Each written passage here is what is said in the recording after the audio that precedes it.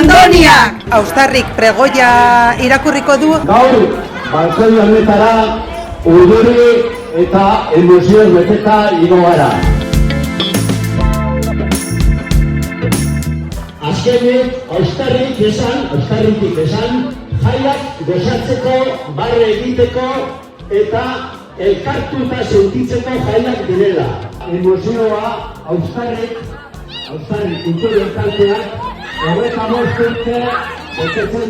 Pregoia botatzea ohore handia suposatzen du guretzat. Alde batetik, austarrik 25 urte bete dituelako eta gero jaiai hasiera ematen diegulako.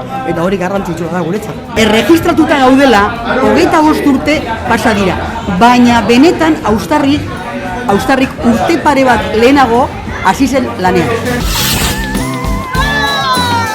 Aintzakotzat hartzen da gure ibilbide kulturala 25 urte hauetan. Jendeak jaietan gozatzea eta argi aukitea jaiak guztiontzat direla eta guztiok lekua daukagula.